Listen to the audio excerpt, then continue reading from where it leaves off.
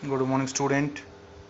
हमारे आधे क्वेश्चन हो गए हैं। जो लेसन है लैंडस्केप ऑफ द सोल, इसके हम आधे क्वेश्चन और करेंगे, उसके बाद हमारा लेसन ही खत्म हो जाएगा। उसके बाद हम अगले लेसन पर चलेंगे। ध्यान से समझें। What is the literal meaning of Sansui, what does it represent. इस लेसन में जो सेंसुई एक टर्म आई है उसका क्या अर्थ होता है और यह क्या दर्शाती है। The Asian concept of art is expressed as sansui. जो एशियन का, जो एशियाई लोगों का जो कॉन्सेप्ट है आर्ट का, वो सेंसुई को दर्शाता है। ठीक है। Which literally means mountain water, जिसका अर्थ होता है पर्वत पानी। It is use to represent the world landscape, और इसका प्रयोग लैंडस्केप जो भूदृश्य होते हैं उनको प्रदर्शित करने में भी किया जाता है। They represent two complementary poles, ये दो ध्रुवों को दर्शाते हैं। Which reflects the Daoist view of the universe, जो किसको और परावर्तित करते हैं, जो लोगों का, पूरे ब्रह्मांड का जो दायोस्ट व्यू है। दायोस्ट व्यू क्या है? जो वू दायो जी ने अपनी पेंटिंग में जो विचार जो प्रस्तुत किया उसको यह दर्शाता है। ठीक है। किसके माध्यम से? सेंसुई के टर्म से माध्यम से, जिसका अर्थ होता है माउंटेन वाटर। ठीक है। आगे चलते हैं बेटा। क्वेश्चन नंबर 10 को देखते हैं। थोड़ी टफ लैंग्वेज है, बार बार समझेंगे तो समझ में आ जाएंगे। ठीक है। What is represented by yang and yin. ये यांग और यिन क्या है? द माउंटेन इज यांग, जो माउंटेन है वो यांग है। Reaching vertically towards the haven, जो यांग है वो सीधा ऊपर की तरफ जा रहा है। कहाँ की तरफ? हेवन की तरफ। इट इज स्टेबल, यह स्थिर है। वार्म माने गर्म है। ड्राई इन द सन, और शुष्क है सूर्य के प्रकाश में। ठीक है। दी वाटर, वाटर क्या है? वाटर ये है। इट इज ऑन दी अर्थ, यह पृथ्वी पर है। इट इज फ्लूइड है। मोइस्ट है। कूल्ड माने ठंडा है।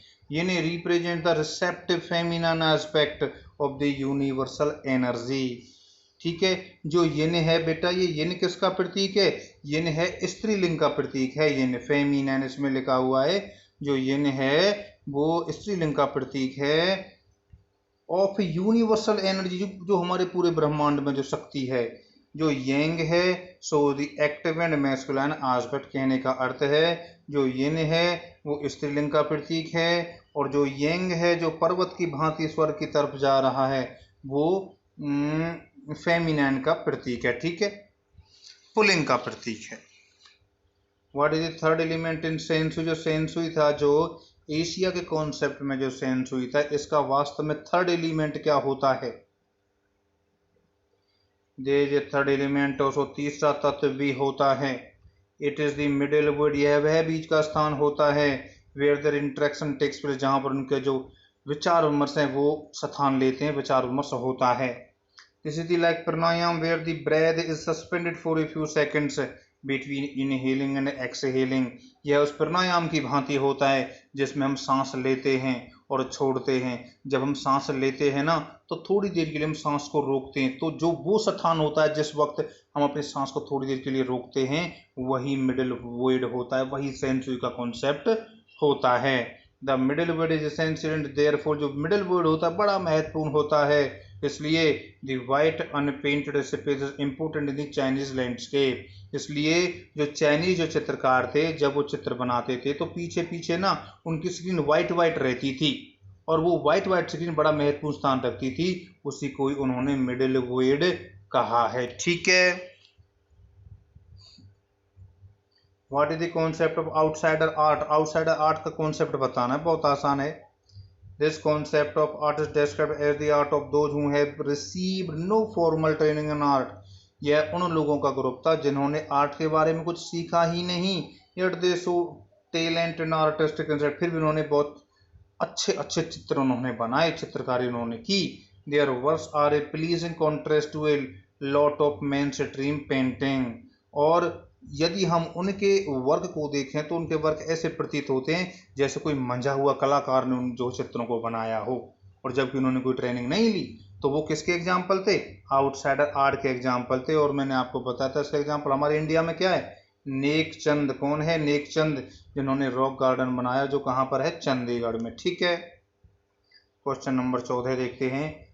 What imputed the notion of art brut, what does this mean. ये जो नकली आर्टिस्ट थे इसकी जो है अवधारणा किसने दी और इसका अर्थ क्या होता है? The notion of art brut और raw art was muted by French painter Jean डुफूफेट।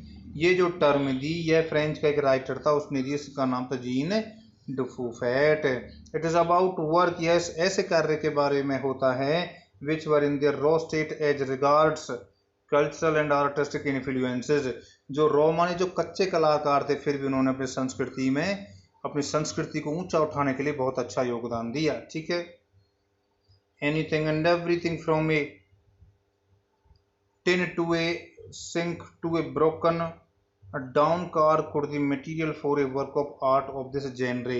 इस तरह के जो लोग थे, जो आर्ट ब्रूट की तरह के लोग थे, वो जितनी भी बेकार की चीज़ें होती थी ना, उन सारी बेकार की चीज़ों से अच्छी चीज़ बना देते थे वो।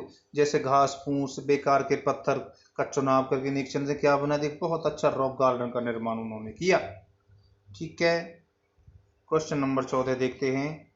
Who is the best example of outsider art in India? India में बहुत अच्छा उदाहरण क्या, जो अभी हम बात करते आ रहे हैं, Nek Chand. The best example of outsider art in India is the raw garden created by Nek Chand in Chandigarh. जो चंडीगढ़ में जो नेकचंद ने जो रॉक गार्डन बनाया, वो सबसे अच्छा उदाहरण है आउटसाइडर आर्ट का। Many years ago, बहुत साल पहले, begin to clearing a little patch of जंगल, एक जंगल के छोटे से बाग को उसने साफ करना शुरू किया। इन ऑर्डर टू ले गार्डन की, मैं यहाँ पर एक अच्छा सा बाग स्थापित करूंगा और फिर इमेजिनेशन अपने सपनों का। एक गार्डन मेड विद स्टोन, एक ऐसा गार्डन जो पत्थरों का बना होगा। थ्रो अवे थिंग्स, ऐसी चीज़ों का बना होगा जिनको लोग फेंक देते हैं। एंड अदर ट्रेस, और बेकार की चीज़ों से बना होगा। मैं ऐसा गार्डन बनाऊंगा। ठीक है, आगे चलते हैं। हाउ है the Swiss commission of UNESCO honoured Nek Chand. Nek Chand को जो स्विस कमीशन था स्विट्जरलैंड का, यूनेस्को जो संस्था थी, उसने कैसे सम्मानित किया? The Swiss commission for UNESCO honoured him by way of A European explosion of his work. कि यूरोपियन जो थे, उन्होंने तो ऐसा ही छोटा मोटा सा ही सम्मान कर दिया नेकचंद का। द 5 month शो,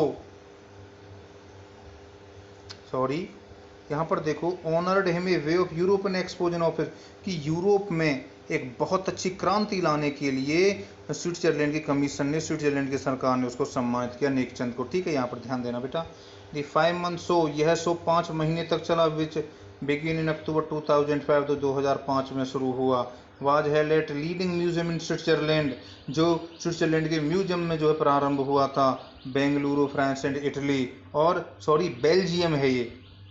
स्विट्जरलैंड में स्टार्ट हुआ, बेल्जियम में, फ्रांस और इटली में।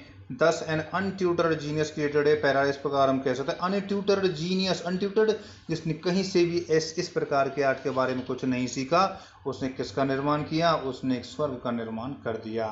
ठीक है, आपका बहुत बहुत धन्यवाद। यहाँ पर हमारे लेसन खत्म होता है। कल हम न्यू चैप्टर को स्टार्ट करेंगे।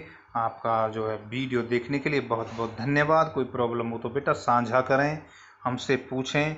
और इस वीडियो को 6-7 मिनट की होती है, बार बार देखो तो याद हो जाएगी। 11th की लैंग्वेज बहुत अच्छी होती है। यदि 11th की आपने इंग्लिश लैंग्वेज वगैरह कर ली ना, तो फिर 12वीं इससे ज़्यादा जो डिफ़िकल्ट नहीं है।